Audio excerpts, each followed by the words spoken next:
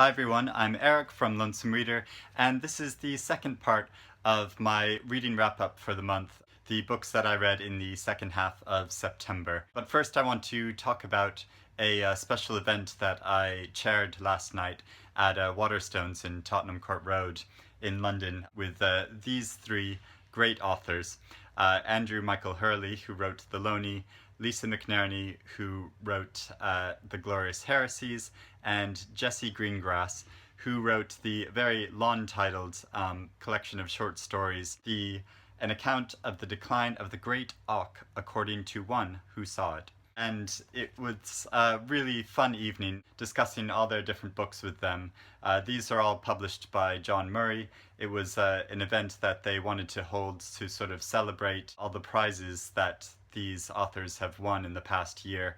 So The Loney won the Costa Book Award for First Novel and also the British Book Industry Award for Debut Novel. And The Glorious Heresies won the Bailey's Women's Prize for Fiction this year and the Desmond Elliott Prize, which honors debut novels. And Jessie Greengrass's book won the Edgehill Short Story Prize, which is the only UK award to honor a collection of short stories. So I had read The Glorious Heresies earlier this year when I was reading all of the books on the long list for the Bailey's Prize, but I just read The Loney and Jessie Greengrass's short stories this month.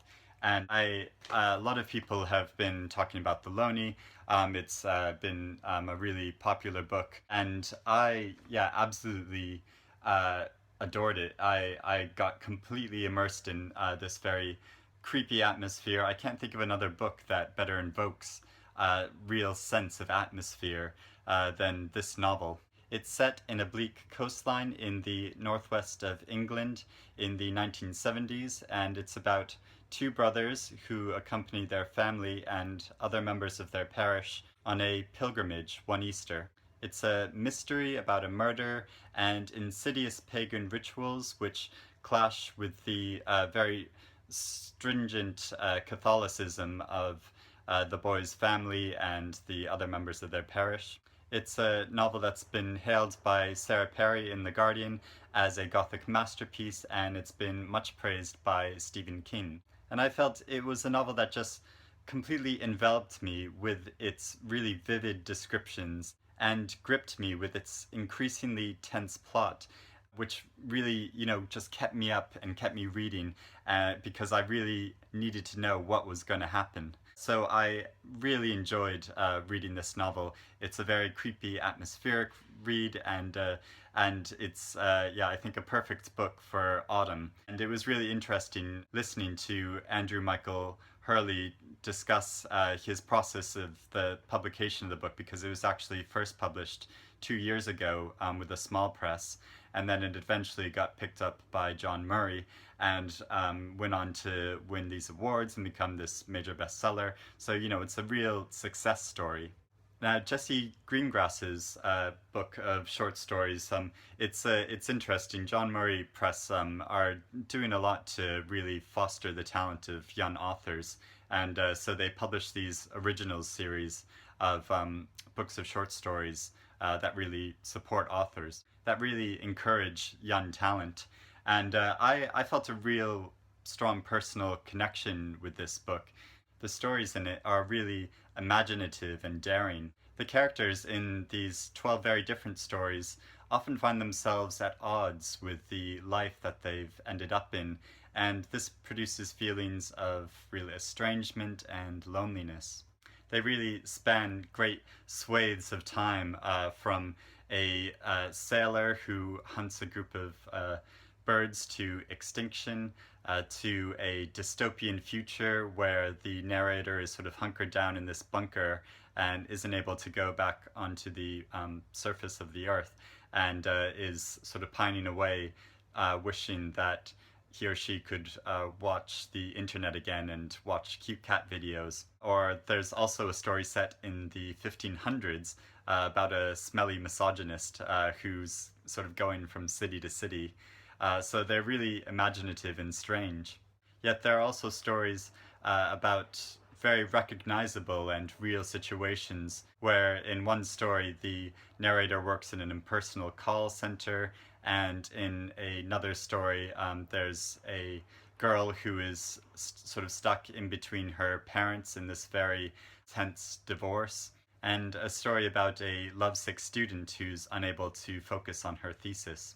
But they're all united by this really distinct authorial voice, which is really highly intelligent, but also deeply emotional. So it was really interesting talking to Jessie Greengrass about these themes in her stories and this tension that she explores between sort of being and becoming for her characters. And yeah, I think she is a really promising, interesting author, and I really highly recommend these short stories. And really briefly, I also talked with Lisa McNerney about her novel and the development of her novel, and it was interesting when I asked her about what the sort of genesis of it was, because there's so many different plots and storylines in this book. And she said she actually first sort of conceived of it as short stories and was working on different short stories, but then one particular strand, one character really caught her, and so she just went with that, and then all these other characters that she had sort of also been thinking about just sort of got sucked into this same world of that character, and it created this situation in modern day Cork.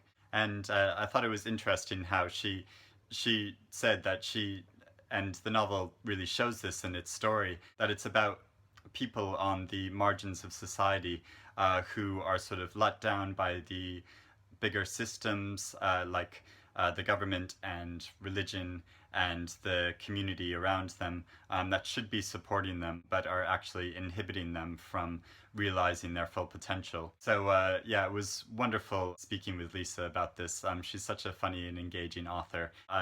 The Glorious Heresies is one of the best books that I've read this year, so really highly recommend you go read it. Another book I read because I had helped organize this Jean Rhys reading week for a sort of like read-along where me and another book blogger tried to get people excited about reading Jean Rhys's novels.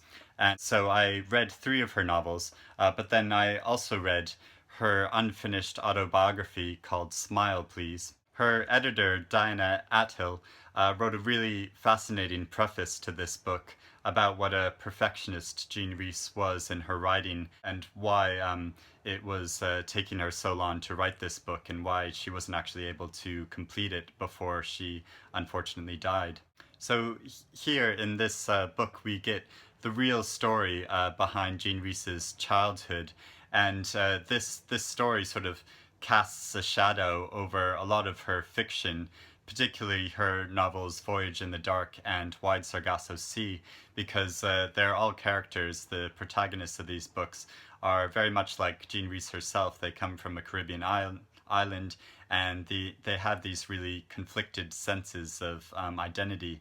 And so it's really interesting seeing a straightforward account of Jean Rhys's life. There are a lot of passages of really intense feeling when there's a part where she feels real intense hatred from a classmate of hers at school, and she writes, "If you think that a child cannot recognize hatred and remember it for life, you are most damnably mistaken."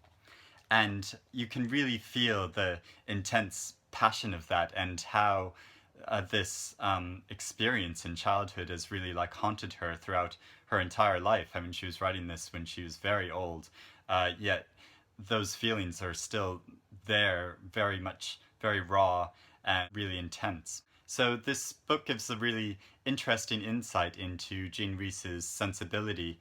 I'm not sure how much people would get out of it if you haven't read Jean Rhys's novels, but if you are a fan of her fiction, if you've read Wide Sargasso Sea, her most popular novel, then I think you would really find this fascinating. And she is just a really interesting individual, strong-minded, and difficult to fit into any categories. So yeah, this was really interesting read. Next, I read The Arab of the Future Part 2 This is the second part of Riyad Sattouf's memoir about his childhood, a graphic memoir. It's all told with these drawings. And in this book, it sort of follows the year when his family, his father, who is from Syria, and his mother, who's French, and they're living in Syria near his father's family. And Riyad goes to school for the first time and starts learning Arabic at school. And at home, his mother teaches him a bit of French. And I've come to really look forward to these books, you know, as if I were a child waiting for the next Harry Potter book, because it is so readable and fun and fascinating. And I mean, it's a really warm story about family. His parents are really interesting and have really these, like, you can see the conflicts in their minds of, particularly with his father, between his ideals and the ideology of the government and the religion that they live under. And you see how all of these ideas trickle down into the teachings of their child. There are scenes at the school which are really terrifying. They have this really imposing, frightening female teacher who she's particularly scary because she's so sweet. Usually he describes how she smiles so sweetly, but then when she comes to punish the boys, she just gets this look of absolute rage and beats them, the palms of their hands, quite harshly for little infringements like coming to school dirty or not coming with a copy of the right Quran. And so it's you get this real intense sense of fear that he felt going to school as a young boy and standing out because of his mixed heritage. He had this long blonde hair, which is very different from all of his classmates, and they would pick him out and sort of call him a Jew, and you get this strong sense of the anti-Semitism of the community, of the intense sense of hatred being directed towards Jewish people. They would also, you know, play with figurines where sort of the goal was to kill all the Jews. And so it's interesting to see how all of these ideas have really come from their families, their communities, and strong-willed ideologies of the government. But at the same time, there's some really warm and tender moments between both Riyad and his family and the friends that he does make. So it makes for a really intense but also a really fun read because and it's very quick to read because it is a graphic book. But yeah, he makes these really, like, expressive, fun drawings to accompany all the text. And I read it so quickly and with such joy. So this is the second part. It's published by Two Roads, and it's going to be a trilogy. And so I'm really excited to see what happens in book 3, particularly with his father, who's a really interesting character. So yeah, if you haven't read them yet, go and get book 1, and then I'm sure you'll want to read book 2, and we'll all be excited for book 3.